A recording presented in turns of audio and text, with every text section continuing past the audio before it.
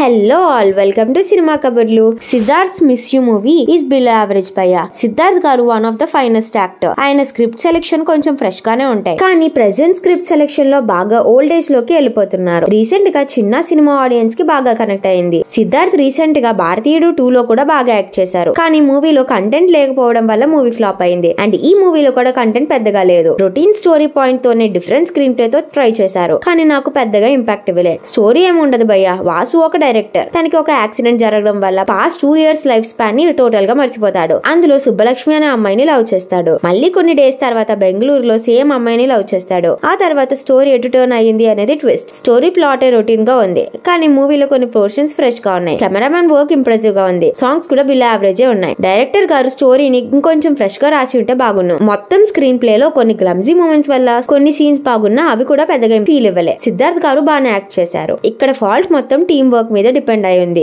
Concept కొంచెం fresh గా rewrite చేసి ఉంటే ఆడియన్స్ ఎంతో కొంత మూవీ కనెక్ట్ అయ్యే వాళ్ళేమో. ఈవెన్ దో మూవీలో హీరో అండ్ హీరోయిన్ పేర్ కూడా బ్యూటిఫుల్ గా ఉంది, కానీ మళ్ళీ స్టోరీ లేకపోవడం వల్ల క్యారెక్టర్స్ కి ప్లే చేయడానికి స్కోప్ లేకుండా పోయింది. మొత్తం రొటీన్ టెంప్లెట్ లోకి వెళ్ళిపోయింది. సిద్ధార్థ్ గారు నెక్స్ట్ టైం కొంచెం బెటర్ స్క్రిప్ట్ సెలెక్ట్ చేసుకుంటే బెస్ట్. ఫైనల్ గా it's not up to the Siddharth mark movie. That's all for the review. ఈ వీడియో నచ్చితే లైక్ చేయండి, షేర్ చేయండి, అలాగే సబ్స్క్రైబ్ చేసుకోవడం మర్చిపోకండి.